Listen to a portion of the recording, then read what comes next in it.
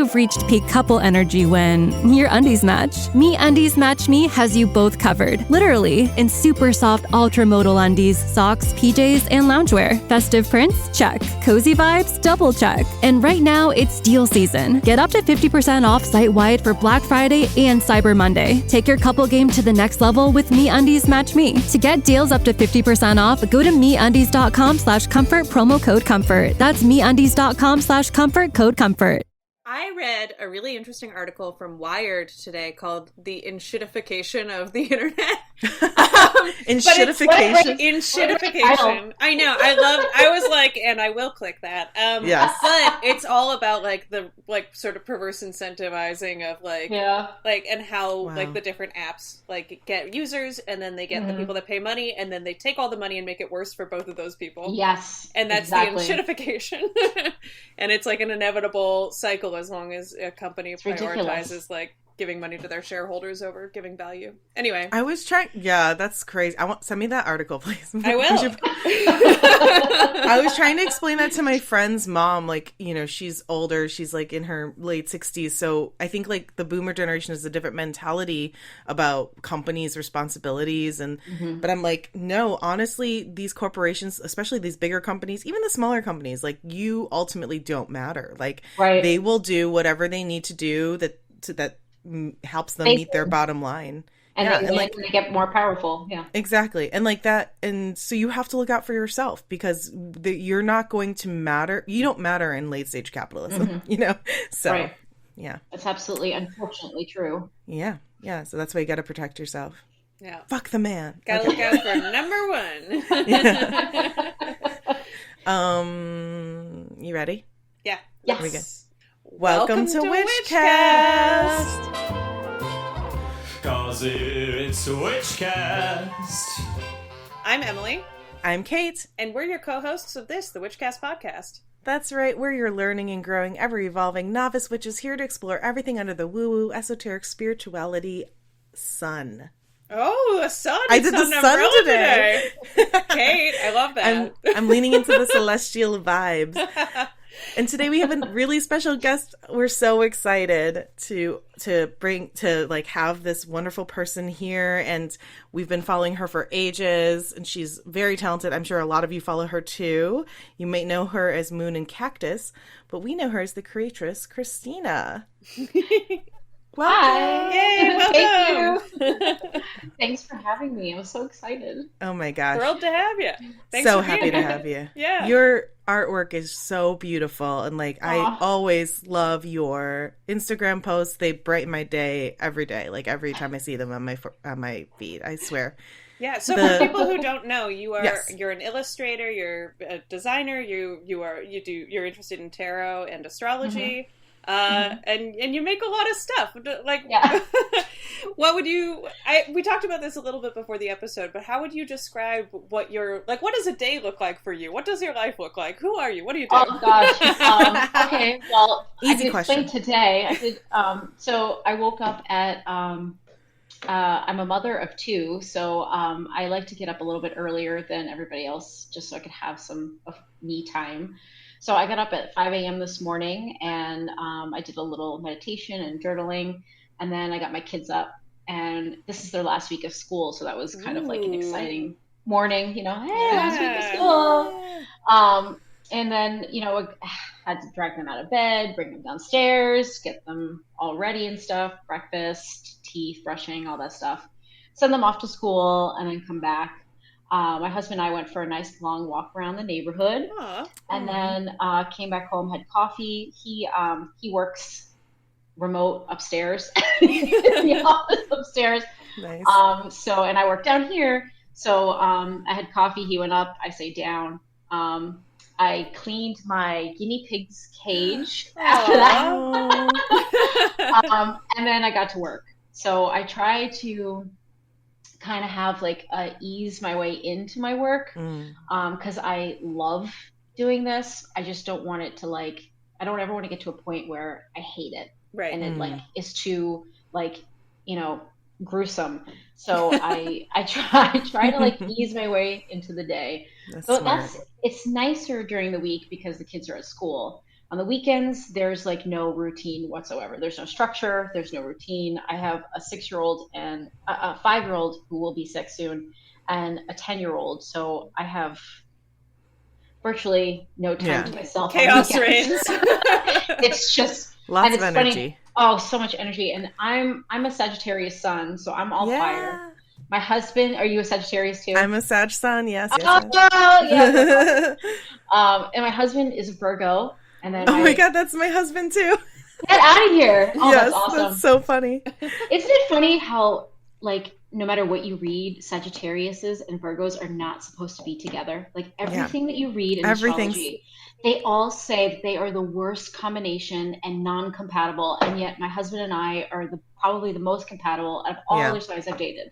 Yeah, so and funny. my best friends too are also like a couple of my best friends through my childhood and like I was about to be like, except for Emily. I mean, I have a couple of my best friends. But yes, I'm very drawn to Virgos. It's very interesting. Yeah, it is, and it's they kind of bring me down. Like my husband especially, he brings me down because I'm so like passionate like all the time. Like I don't, I get up in the morning and I'm ready to go. I'm like annoyingly chipper when I wake up in the morning, so like he's just kind of like, dude, chill, so he like brings me down a notch, Yeah. So and then my 2 kids one is a Gem, one is a Cancer, so we literally have one of each element. That's a lot. Wow. So it's literally crazy. Like it's hard to get us all on the same page. Such an elemental household going on there. Mm-hmm. So the weekends are just, there's no structure. It's literally just a free for all. So I'm like, oh God, this is the last week of school. Oh God. Yeah. The summer must be, a joy, but also a joy. Yeah. So, but there's no, I was talking to another mom and she goes, what it is it's a Monday reset. And I was like, oh, that's a good term for Mondays because it's a whole like, I could breathe, I could do what I want, I have till 3:30, this is great, and I won't have that. I will not have that. Yeah. But, so that is a typical day. But when I get to work, I'm usually on which I have right here, my tablet, and I'm in either Procreate or Canva or Word. Typing up my notes, my journal, anything that I need to get through my day and keep my sanity. Really. Yeah. If I didn't do drawing, I don't know. That's what amazing. I would do. Yeah. And so are you able to, so is that like your full time? I mean, obviously you, as you just said, you do so much, but really like your main work is your brand, your Moon and Cactus. You get to do that as your work full time. That's amazing. That's so great. Thanks. I have a hard time accepting compliments. But thank you. Thank you very much. But yeah, like I had my firstborn and I put all of that aside. I put me and my likes aside. And then I had my second one, and when my second one was about 6 months, I said, I can't do this anymore. I'm not putting myself aside anymore. And I hope that I don't come off as a selfish mom, but I'm like, I was depressed, not drawing, not following the moon phases, not doing, lighting my candle or saying, good morning to my ancestors or whatever I do. Like I can't not do that. So, when my second one was 6 months, I opened up an IG account, and it was first just Christina. I think it was just my first name, and then I turned it to Moon and Cactus because 1, I love the moon, and 2, because I was living in Arizona at the time, and that's why I chose Cactus. Nice. Cactus and crystal capital of the world. Yeah. That's my username for years on just whatever I would make usernames on. It's not anymore, but was Silver October 23. And people always said, oh, Emily, like that's so, is that poetic? Like, what is that? And it was, aww. My birthday's in October, and I had Pokemon Silver in front of me, and I was like, Silver October! But sometimes it makes a good name. It's it's relevant to who you are and what you love. So yeah, why not? it ended up working. It was just sort of like,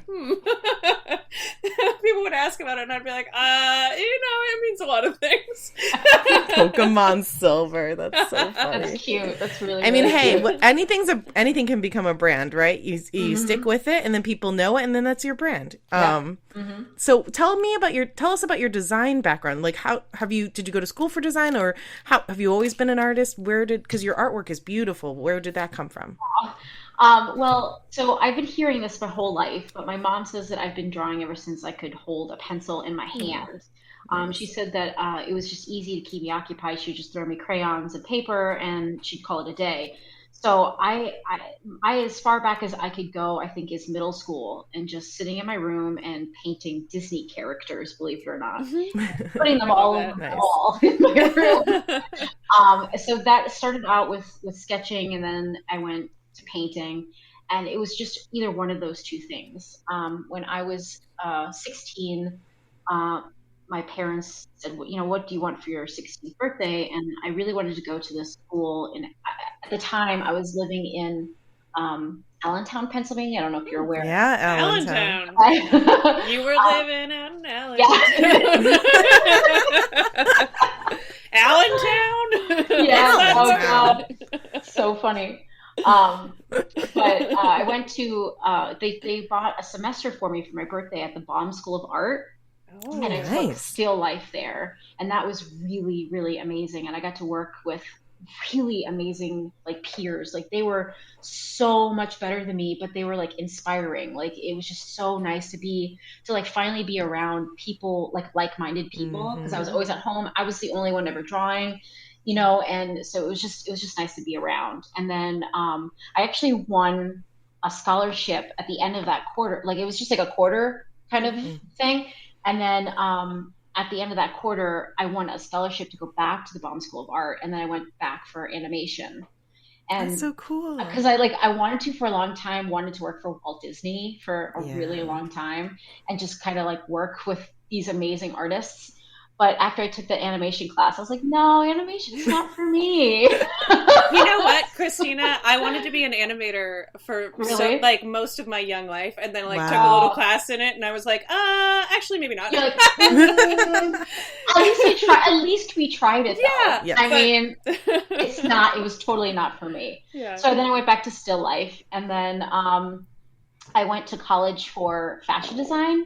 Cool. And I went to FITM out in California, and then transferred to the Art Institute of Philadelphia, and ended up, long story short, but I never finished my fashion design degree because I ran out of funding for it. Yeah. And the Art Institute, I don't know if you have any knowledge about how horrible the art institutes are and how they've kind of conned all the people who have been there. They've actually been sued multiple times and stuff. It's a whole thing. If you look it up, you'll see. But they could not help me. And they said you could either drop out or give us money. So I was like, wow. And I had 8 credits left before. Oh, that's brutal. So it was super brutal. And then I said, you know what, fine. I'll just do this on my own. And I left the school and started designing my own clothes, and before I was married, my maiden name was Rizzo. So I did Christina Rizzo Designs, and I started selling my one-of-a-kind women's wear in the shops in Philadelphia, on South Street and stuff. And I did all that for a while, and I did that for a long time. I did that for almost a decade. Wow. And I threw a fashion show at the what's it called? The Hard Rock of Philadelphia. I had one of those in 2010. And then just something kind of switched or flipped or whatever. I think it's been a long time, but I think it was during my Saturn return. And I was 27, 28 at the time. And things were just changing and shifting, and I could feel it.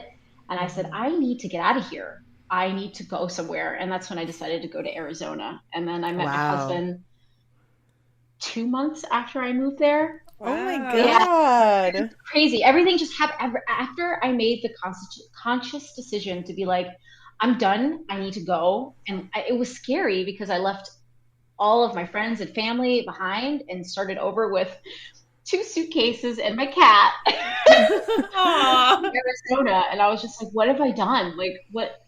That's so brave. I do stupid stuff like that all the time. That's so peak Sagittarius, though. That is like peak Sagittarius behavior. It really is. And during my Saturn return, it was just like I was getting so many signs and so many it was obvious that that's where I had to go. And then I met my husband 2 months after I moved there. And then the past decade, we've been building a family, and we just moved to Wisconsin about a year ago. Oh, wow. Oh, wow. I was going to ask, where are you now? Yeah, I'm You've been all over. It's crazy. My husband is from Sheboygan. He's originally from here. So Sheboygan. You guys are both from like the cutest towns. Oh, that's amazing. I think so many people like ignore those signs, ignore those feelings, because it's scary. It's so scary. So like scary. Yeah. And even following so the good signs, for you for just doing it. Yeah. I don't know if it was just stupidity or just like, because there were so many times, so many people in my life that said, you should not do this. Why would you do this? Why would you leave? Why would you follow that? Like, there's no concrete evidence that this is what you're supposed to be doing. I've lost friends over some of the decisions I've made, but I've only ever followed my heart. So I try to trust that as much as I possibly can, and it seems to be working. Look at how much your life has changed. You literally changed your life by making that decision. It's amazing. Oh gosh, yeah. So when did you find tarot and astrology and all this fun woo woo stuff? And when did you start realizing? When did your art and your spirituality start to intersect? Okay, so that's cool. So this is a fun one. So when I was 17, my father took me to a spiritual convention in Allentown, and I've never been to one. And I was like, this is fun. And, I saw all these pretty crystals around and all these amazing people. And I just kind of separated from him and kind of just did my own thing. And I found, I forget her name. Actually, I do have it. Elaine Holland. I found a book by Elaine Holland, The Wiccan Handbook. And I started reading that in one of the little areas there, and I was so drawn to it. And my dad got it for me, and I took it home and I started reading about it and studying it. And then it led to other books, and it led to my favorite, Scott Cunningham. It led to Raymond Buckland, and Scott Cunningham and Elaine Holland are my 2 favorites. So, and then somewhere in my 20s, I got depressed, severely depressed. Mm-hmm. So I put all that away. And then I think it was for a good 6 or 7 years where it was just in a closet, buried. Yeah. I was in Philadelphia. I went home for some holiday break, Thanksgiving, Christmas or something. And I was going through my closet and I found my old books, and I was like, and it came at the right, perfect time too. It's just when I really needed it. And I think it was around the time of my Saturn return, maybe a year or 2 before I moved. And I just started getting back into it again. And then I left the fashion industry because it didn't feel part of me. I felt like I was shedding parts of me. And that was part of my old self. Not that I don't like fashion and I don't like sewing, because I still definitely love to sew. And if I had more time, I'd definitely be making my own clothes again. But it just didn't feel right anymore. So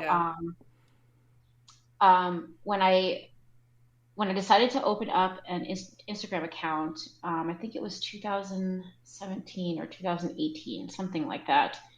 I was getting back into tarot myself. I taught myself. I bought I didn't wait for someone to hand me a tarot deck. I just bought my own.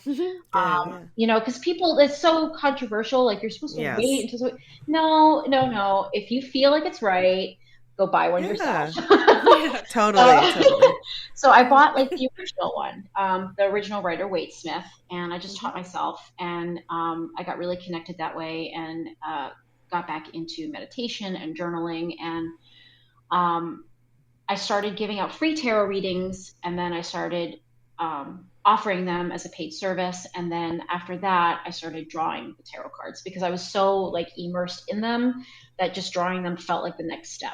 So that's like kind of how it all fell into play. I just literally followed like my passions. That's incredible. That's great. What a way to like build a life, you know? Yeah, it's good advice for everyone. Yeah.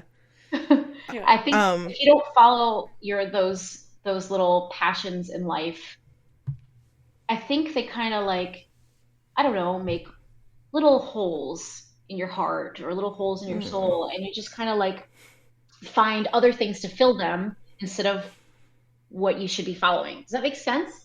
Yeah. That just like stabbed me in the heart a little. Okay. No, in a good way. Okay, in a good way. You know, like when you cry because there's just like a universal truth presented in front of you about like just life in general, and you're like, oh God. Yeah, that's how it felt. That was amazing. So you have now, I just double checked, you have 129,000 followers on Instagram. It's so crazy, right? It's so crazy. Yeah. And like, I don't know. Like, I don't know how to explain it. I was gonna ask, like, how did you build your audience? How did you take off? It started off with just making pretty pictures of my doing daily readings, because like I wanted to. So my old high school best friend was always asking me to read her cards for her, and I was always doing it for her like via text. And then she goes, "Why don't you start offering this?" And I'm just like, I don't know, like. I don't want to like overcharge people. I don't know how to charge people. I don't want to take advantage of people. I'm not going to be in front of them. It would be over the internet. She's like, yeah, but you know, it's 2000s. You could figure it out. And so she kind of pushed me to do it. You know, it was kind of her fault, or just that initial nudge that I needed, you know? Yeah.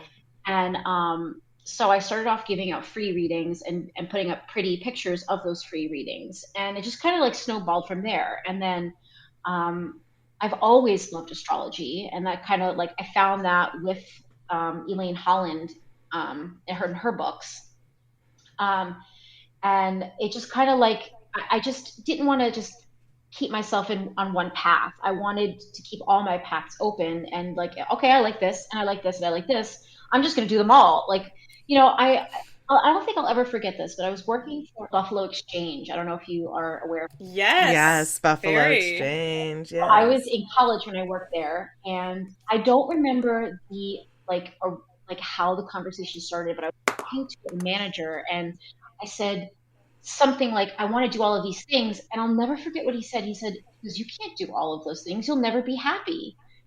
And I didn't say anything like. I hate confrontation, so I just didn't.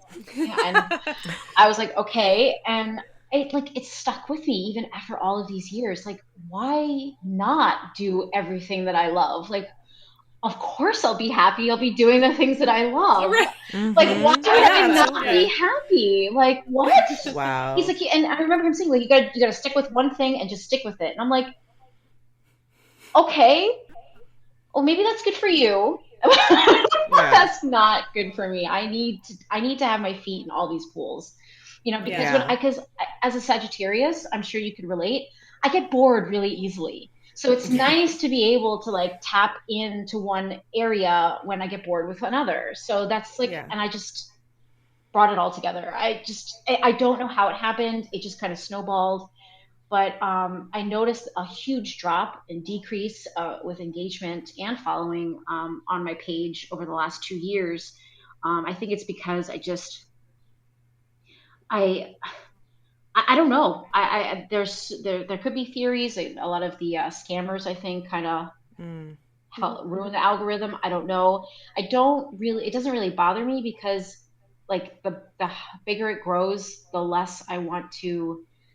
The scarier it is, I think, you know, because I like being able to engage with people. So if it's you're just one person, I'm just one person. I don't have a team. I don't have an assistant. I don't, you know what I mean? So like, I want to be able to like chat with people. And then if it gets too big, then I can't, I kind of pull back. Like it gets so overwhelming that I pull myself back. So maybe that could be why, like, I've lost engagement. But the people who are meant it could to also be there, just be the Enshittification of the internet. I was going to say, the algorithm, I think, has changed. Like, Instagram's been pushing Reels so much more and ads so much more I never see organic content on my feed anymore. I have to go find it. It's horrible. I go through the feed, and it's every other one is an ad. Every freaking other ad. one is an ad. And I'm just like, no wonder I'm losing engagement, because nobody wants to deal with this. And everybody's either not signing back in or they're just leaving. And I don't blame them. I really don't. Yeah. And sometimes it's fun to make reels, but sometimes you don't want to make a reel and you just want to make a post. And it's not being shown because it's not a reel. Yeah. So I've heard that they're like de-incentivizing reels again on Instagram. I mean, I think they've like built it so that now reels are sort of just part of it. But I think because there was a while where they were doing like bonus programs and stuff, like trying to get people to make more reels, and like they were really pushing them forward. I don't know. I read a lot about this because I do like copywriting and like social media stuff sometimes for work. But social is such a double-edged sword, man. It's because you difficult. Like we were saying before, I think we started recording, like you rely on it so heavily, but it only takes one change on their back end from their leadership to completely fuck over millions of creators and entrepreneurs. Yeah. And then what do? Well, then in that instance, you just keep following what your heart is telling you to do. Just it's not for gaining followers. It's for sharing what you feel needs to be seen, sharing your light in the world, sharing your talents and your creativity and all of your skills, and who is meant to see it will see it. And that's kind of like the mentality you kind of like to have to stay in, because it's really not about the millions of people. Like I'm not on it to be a famous influencer or those people that you see who make money off of it. Like, I just want to help people. If it's a little tiny message that is seen by 1,000 people, then I could go to sleep, happy. It's just. That's awesome. Yeah. Yeah. I think that's, I mean, you're not looking for my approval, but I think that's the right, the right attitude. Like, ding, ding, ding. Correct answer. No, but I fully agree. It's, the people who are meant to see your stuff will see you. And as long as you follow what's in your heart, then I don't see how you could go wrong. Yeah. Totally.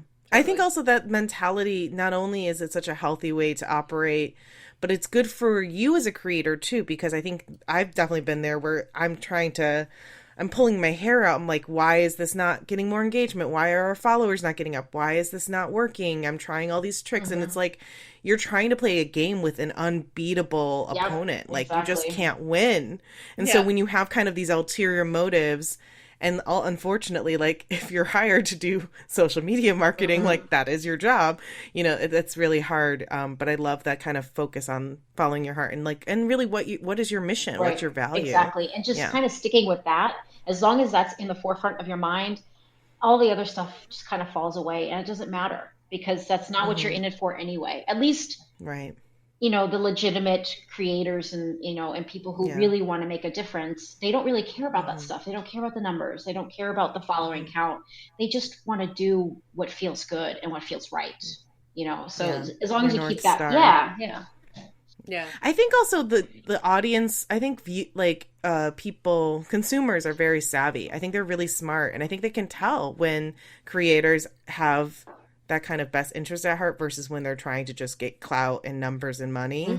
It comes across really clearly through the screen. Oh yeah. So I think like the people who are trying to do it for a good reason, I think are naturally just more successful too, because they are more authentic. Their intentions are more transparent. And in a world where we live, especially now, where social media is just our life, it's literally our life.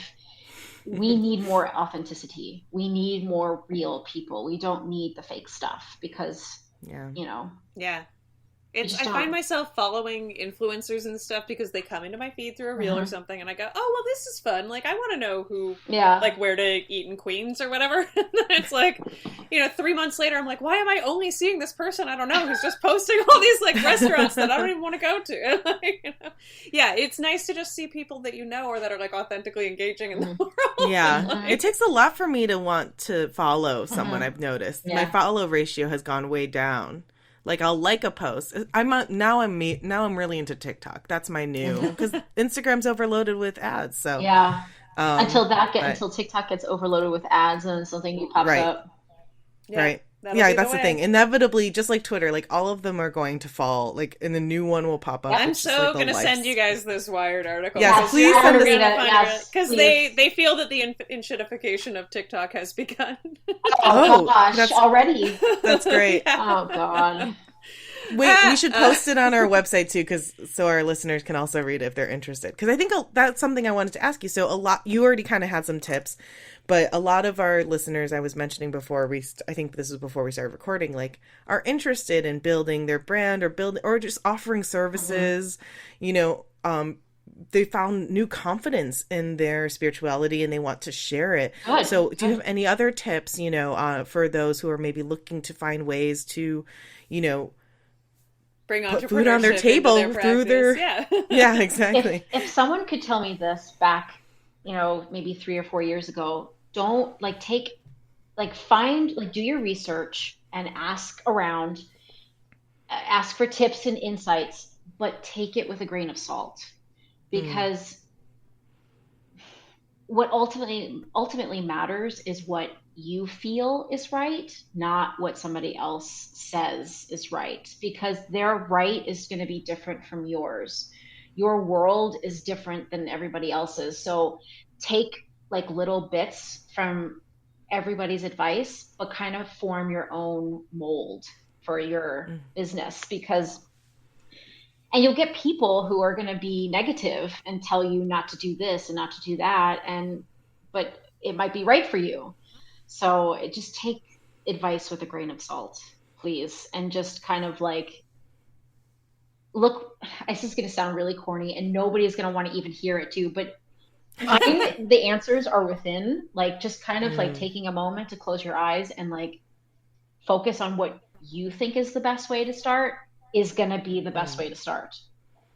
I started off slowly. I offered free services in the beginning to kind of like build my confidence and get myself used to this whole new way of tarot reading instead of being in front of somebody's face and being present with somebody, which is the best way to do tarot readings. But it is in this world today with screens, it's also really good to do it that way. But I had no idea how to do that. And it was kind of nerve-wracking.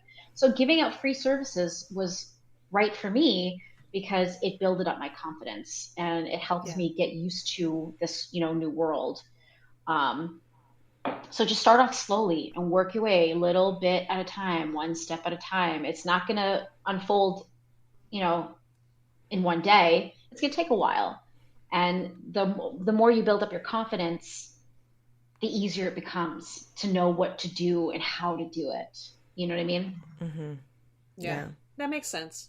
I love that. I guess that's the thing is like, especially when you're talking about incorporating like your spirituality and like money. It's like, you got to kind of find your own compass to a certain degree because it's so personal. It is. Because you can like Google what other people charge for a reading, but ultimately it doesn't matter. Right. Yeah. Right. Exactly. Yeah. And also, what a great exercise to strengthen your own relationship to your intuition. Mm-hmm. Like, if you're a witch, if you're spiritual, if you're, like, that's, I think, something I always want to work on is, like, listening more to my own gut, my own heart. Because it is very easy to get swayed. Yeah, exactly. Yeah. And your gut is never going to be wrong. Your inner self will always tell you what to do. Mm-hmm, mm-hmm. And whether or not you listen to it is up to you, but you should. You should. Yeah. I've definitely taken jobs that my gut said, don't take this job. Oh, God, most of my life has been me not listening. Yes. Oh gosh, yeah. I will say, actually, quick side note. So one of the things that you post, I know you do this every Monday, I don't know if you do more often than that, but I look forward to it every week. You post a card reading, an interactive card reading, and they're illustrations, right, of cards. Because I don't Yes, have that the you sample do. deck yet. I can't wait to get it so then there'll be actual real cards instead of me just So photoshopping on exciting. the But they're picture. beautiful. I love your Thanks. illustrations. But I love to take a moment, no matter where I come across it. It always pops up because I always interact with it now. But I like take a moment, I'm usually on the toilet, and like close my eyes. So funny. And I practice like using my intuition and my, I'm trying to develop like my sensitivity to like psychicness, whatever, intuition, all that stuff. And I'll take a moment and I'll picture the cards that I just looked at that you have in front of me, and I'll wait till for one of them to come closer. It's perfect. And then that's the card I choose, and then I scroll, and it's always the message I need to hear. And it's been like my weekly little practice That's to like great. work on my intuition. And I love it. If you guys go follow Yes. me and practice if you don't already. It's so great because and it's meant to strengthen I do those not only because I can't start a Monday without them personally. Like I need to have to know what is my week gonna look like and how can I work with the energies that are gonna be around. So I mean it's just it's not I might pick the cards, but you're picking the personal card. So it's all you. You're the one who's tapping into your intuition, and your intuition is telling you to pick this card. So it's all you. Like I can't take any credit for that. So that's like the most beautiful part about it, I think. Is making everybody more closer to get more closer with their intuition, because that relationship is just so important. It's just so beautiful. 100%. Yeah. Yes. So let's talk about your deck. So you have a Yeah. Kickstarter active right Yes. now for your own Moon and Cactus Tarot deck that you're creating. Tell us about when did the idea start of like, oh, I want to make my own deck, I want to publish it, I want to sell it. How's the process been going? Tell us all about it. It's been such a long, crazy process. So when I said that I opened up an IG account back in 2017 or 18, I'd have to look on my Instagram to know I think it was like December of 2017, but I could be wrong. Anyway, that's when the idea came to mind. My husband and I were talking, and I said, I was like, Greg, I want to get back into doing this stuff. Like, I need it in my life. And he's like, it'd be cool if you could start making your own cards. And I was like, oh my God, that's brilliant. He's like, you love to draw and you love to do that. Why don't you just do them, like draw them? And I was like, that's a brilliant idea. So that's the original thought, that like the idea that came to that, like, surrounded me. But I didn't start drawing them until spring of 2020. And then that's when we all know that the pandemic struck. I think I drew about 3 or 4 cards that year. And then I just went into hermit mode, and it was understandable. I mean, I don't need to rehash that year, but I was somebody who was so scared that I just couldn't do anything. I couldn't draw, I couldn't paint. All I wanted to do is keep my kids safe. We decided to homeschool them during that time. Even well after I homeschooled them until 2022. So that was like my whole life for a really long time. And is not I didn't want to draw, I just couldn't. I would stare at a canvas, a piece of paper, my tablet, and nothing would come out. So it was on hold for a really long time. And then this year, January of this year, I was like, enough is enough. I can't and I got the same feelings that I got when I was raising my children when they were toddlers. I can't keep putting this off. I got to find a way to bring that part of my life up again, because I'm not me without it. I'm not me without a pencil. And even if it's just a doodle, it makes me happy. It's like a way for my mind to process things. It's like a therapeutic way to get things that are internalized out, like on paper, so I can't not do that. So, I just was like, enough is enough. And I stood by my little altar there on my bookshelf. And I was just like, I gotta start drawing again, and I started doodling, and it was just random sketches. My little one is really into the human body, so we kind of like push that a lot. So I started drawing. He likes the skeleton. The skeleton system is his favorite. So I drew, yeah, and we cool. labeled, the skull and this bone and that bone and stuff. So I started off with that, and I was like, and that kind of started bringing back inspiration slowly.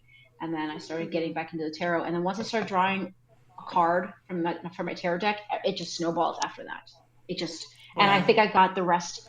I think I got 4 cards done in 2020. And then the rest of the cards I finished within just like 2 or 3 months, because it was it just like fell once out. you Yes. finally opened the channel back it was up. building. Yeah. Exactly.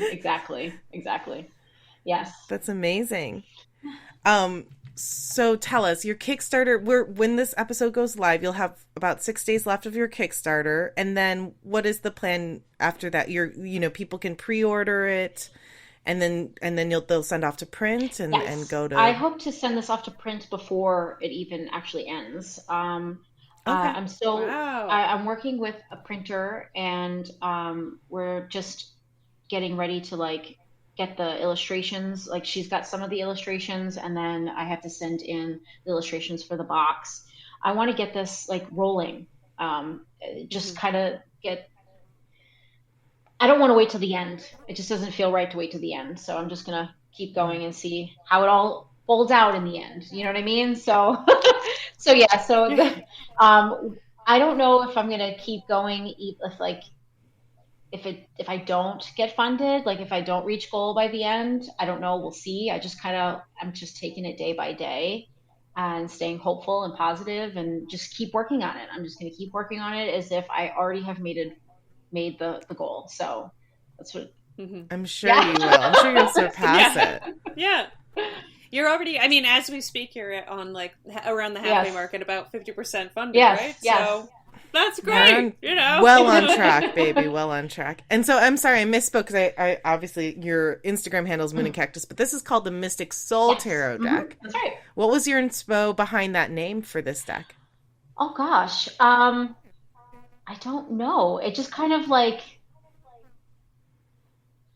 I don't even know. I think it just came to me. It just like, I find myself to be a mystic, and I don't know, it just kind of came. I don't really know exactly how it came. It just did. Okay, I was just curious. Sometimes things you don't have to have an answer. Yeah, I think it was one of those things. It just kind of showed up. Yeah.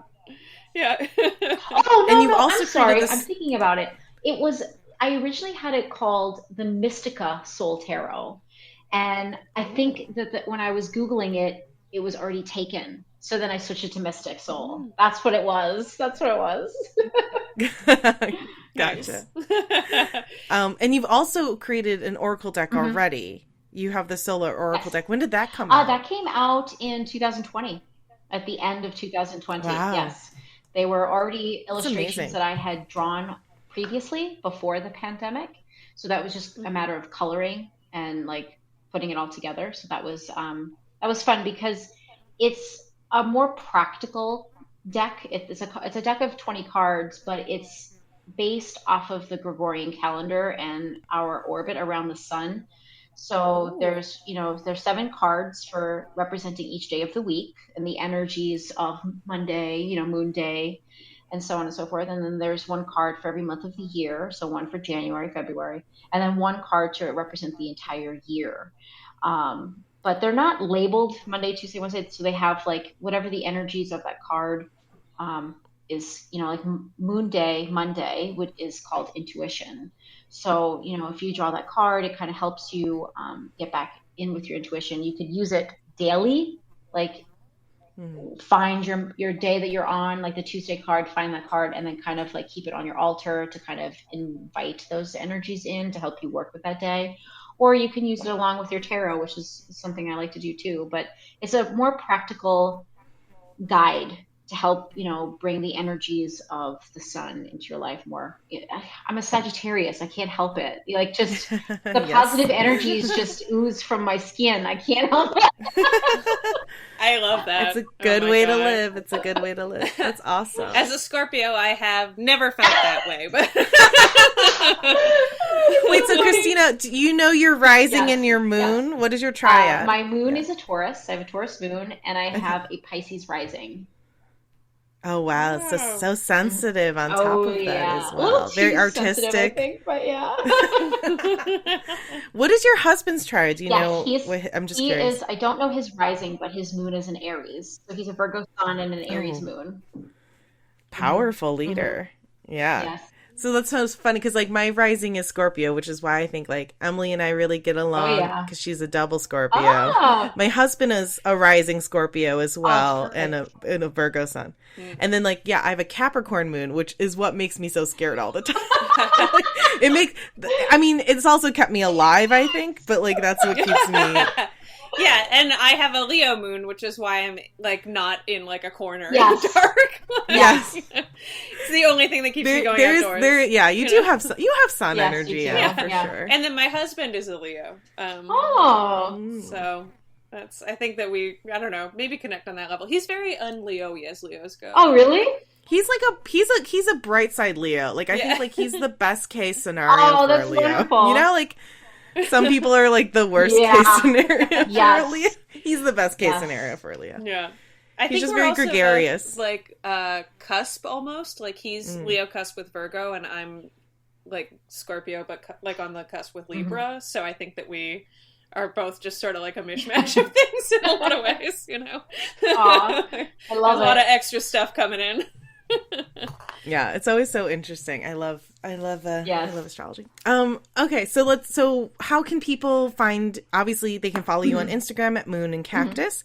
How can they donate to your Kickstarter and pre-order their deck? And how could they also order the Oracle deck too if they wanted to? Well, my Oracle deck is on my Etsy page, and my Etsy is on my my Instagram. Like when you go to the Linktree button, there's the Kickstarter link is at the first one, and then my Etsy shop is right underneath it. So my Etsy shop will have Awesome. my Oracle deck and all my other fun or Zodiac art prints and and Zodiac stickers and like all other fun things in there. And then my Kickstarter link is like I said is in that Linktree link as well. I do have a Facebook page, Moon and Cactus Facebook. I think I have that linked in my Instagram too. I think it's at the bottom. I think. Cool. Okay. So the awesome. Instagram and the Linktree are the best way to sort of get around. Yes, absolutely. You'll get anything you're looking Yes, for. exactly. There's the Kickstarter, the Etsy page, the Facebook page, and then if you want to subscribe to my email. Your I don't like to Nice. send out too many emails because I don't like to spam people. So it's not like there's not like a weekly newsletter or something. Maybe I should start doing that, but I'm not doing that as of now. I have a monthly newsletter. See, that's it's like better. I can't bring myself to do more. Yeah, see, It's like once a month is good because it's not too much. Yeah. When you start getting them every week, it's just a little too much, and I don't want to. It's also a lot of work on your end too. I feel like to write up a weekly newsletter. Yeah, it's hard to do, and it's even. I mean, just receiving it, you're like, I gotta keep deleting these emails. Yeah, with my Sagittarius brain and ADD, I'm Right. like, I'll get to this later, and then I'll never open Yes. it again. Yeah. glad I'm not the Amazing. only one. Well, no, for sure. Oh yeah, no. I think that's pretty universal. Well, I'm definitely going to go online shopping after this. I'm like very excited. I know. I was like, when you were saying that you were bringing sun energy into this episode, I was like, and then you said the Oracle deck. I was like, I'm gonna get Kate that Oracle deck. And then I was like, I should make sure Kate's not gonna buy herself that Oracle deck. I was literally going to be like, I'm going to buy myself this Oracle deck. You guys are awesome. That's so You guys are funny. so sweet. We can buy each other the Oh my Oracle God, deck. that's so funny. Kate, that's perfect. Brilliant. We're going to do our tarot pull for the week, but instead of a typical tarot pull, we're going to have Christina pick one of her original designs from her new deck, from the Mystic Soul Tarot, to showcase and talk about, and then we'll post a photo of this design on our Instagram and tag her, and I'll copyright to Moon and Cactus, and and then you can go on and off and buy her deck. I'm so excited. Should I pull a card or? Yeah, whatever you're drawn to. You have a very strong intuition. Okay, so what we're pulling? What, a card for the day? A card for what? What are we looking at? We like to do it for like the week, and it's pretty general. We keep it pretty open-ended. Like, what do we think us and our listeners might need to hear this week?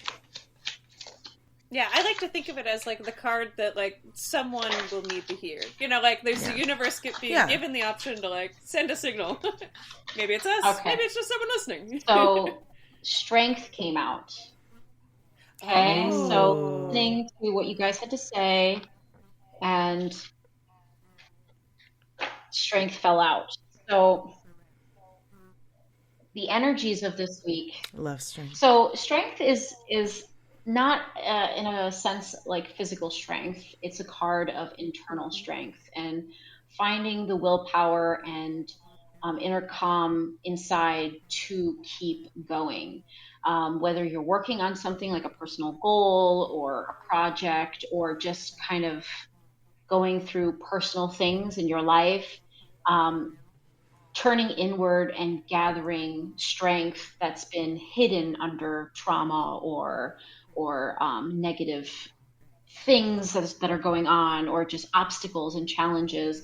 All that stuff kind of buries your inner strength. And this card is saying, relocate it, go inward and try and find it. And just like the lion that's presented on the card, when you think of how a lion hunts, right, it takes slow steps. It's stealthy. It's quiet. It waits for the perfect opportunity before it pounces, and you need to kind of embody that lion. And for this week, embody that lion and just wait for the right moment before you pounce on what you need to pounce on, whether it's something new that's coming up for you, or anything that we had mentioned, like a project, or trying to find the strength that you need to get over a hurdle.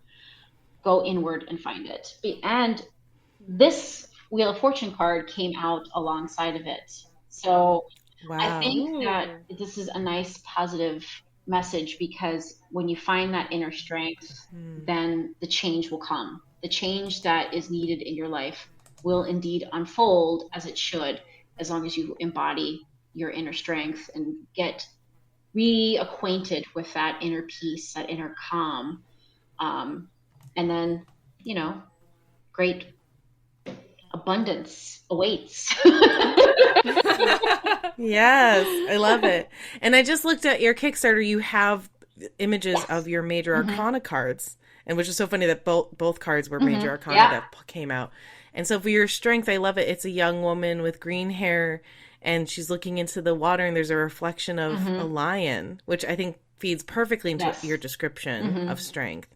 Which I think, it's so funny. I've been pulling strength kind of often within the last year or so, and I love the card, but I never really thought of it as an embodying of the lion. Like, I've always kind of thought of the lion as external. Like, I don't know. There's something that clicked the way you described it. I was like, oh, I don't need the lion next to me. I need to be the lion. Be like one with the lion. And kind of like, love there's it. like, so then if I kind of like compare the strength card with the chariot card, because the chariot card is also, a lot of courage and strength to move forward and having that bravery to move forward. But they've already embodied the lion. That's why they're charging forward. So like when you pull the strength card, you have to embody that kind of courage and relocate it, because it gets buried so easily with life, with everything. And even, we've been discussing about the past few years and the trauma that we've all been through. Well, that courage and bravery gets stuck at the bottom and under all of that muck. And when this card appears, we have to dig through it all and bring it back up to the surface and push all the other stuff. Maybe I shouldn't say push it down, but kind of push it out of the way and say, you know what, enough. Yeah. You're not. Yeah, clear it out. Yes, I'm on top. I'm in control. I'm gonna be brave right now. I'm gonna take heed and turn into the chariot. I love it. I love that it so much. What a wonderful reading of that card. Yeah, and that's that combo. so great. Like, Yes, thank you're you so welcome. much. And then- Thank you. It's that's so great. And then your Wheel of Fortune card is actually like a young woman holding the wheel, which I've never seen that before. Usually it's like kind of a very, like it's just the wheel. It is. It was like very like it's innocuous. always like a wheel, but Yeah. it's the Wheel of Fortune is about karma, and it can be like what it does symbolize like what you have done in the past can come forward, and if you're not careful, but also with that said, you are in control. You make your own luck. Yes, luck happens sometimes, I love but that. sometimes you make it yourself. And when it's combined with this, I kind of feel like that kind of meaning goes well, because we ultimately make our own choices in life, and that will lead us to the abundance that we want. So yeah, I mean, that's why I drew it that way. I love that. No, that's so perfect. Yeah. I think also that's the thing. That's one of the pitfalls of the spirituality like world. It's so easy to be like, oh, it's the universe. Like I'm, everything's happening to me. It does though. It does Yeah. sometimes just work out the way that it's supposed to, but other times we are in control. It's a little bit of both, It's not always just one thing. I think that it's like us and the universe working together, and it's a relationship, right? So sometimes the universe does the work, sometimes we do the work. Give and take. I think a lot about like I forget what the actual phrase is, but people talk about you have to be prepared for when luck comes, and that like you have to go 90% so that when the thing comes by, you can grab it, and like both emotionally and like with whatever it is that you want, you have to Absolutely. You have to bring yourself towards it in order to like be able to ride that wave when it does come. Yeah, what is it? Luck is 90% preparation, 10% opportunity. Is that what you're thinking that's, of? yeah, that's the like one. Thank you, Kate. It's because I'm often not prepared. For a writer, words sometimes just escape me. Oh, No, that's funny. great. That's so good. Amazing. Okay, so yes, we could talk to you forever, but we should probably wrap it up. Is that true? You can We've follow been talking Christina. for over an hour. Oh my gosh! Wow. Isn't that wild? It feels like flew by. nothing. Yeah. It flies. It flew. Yeah. So follow Christina at Moon and Cactus. You can find all the links we talked about on her bio. We'll also post and tag her, of course, in our Instagram. And we'll post the illustrations of the cards she pulled as well. Please go buy her deck. We're really excited about it. I'm going to go buy her deck. Kickstarter. We're going to do Yes. it. It's also really weird that I keep saying just deck anyway. Please go buy her tarot deck. You can follow us at Witchcast Podcast on Instagram. You can email us at witchcastpodcast@gmail.com or look up, us on our website, witchcastpodcast.com. You guys are going to have to send me a link or something that I can share on my page. Yes. Yes, of course. Absolutely. Yeah, for you sure. can find this podcast wherever Yes. fine podcasts are listened to. Yeah, we're on all the apps, baby. And if we're not, email us and we'll get on that. Yeah. Sometimes people will write and be like, hey, you're not on whatever random, like things I've never heard of. But we're like, we'll figure it out. We'll get on there soon. Yes. Yep. Yeah. Yep. Oh, No and while problem. you're out there on the internet listening to this podcast, hopefully, because how else would you get to this part of the podcast? Why not leave us a review? Little 5 stars. Yeah. Why not on Apple Podcast or Spotify? Thank you again for listening. If you love it, why not a little 5 stars? Can I? Yeah, it would be great. Where can I do that? Yes. Oh yeah, totally. Apple Podcasts Anywhere- or Spotify or Yeah. Google. I think those are the I don't know. Yeah, Google, Apple Podcasts, and Spotify, I think are the 3 main ones who do ratings. Wherever you, All right. want. If you want to just like shout it Yes. into the woods, whisper it into a seashell, Always available. we'll take all the positive reinforcement. Absolutely. If I can help, absolutely. Oh, that's so Thanks, sweet. that's very Thank kind of you. And I think that's it for today, right? Anybody Yeah, have I any think- final feelings? No? All right. But then until next time. Hex Yeah! Yay! Awesome. 'Cause it's Witchcast.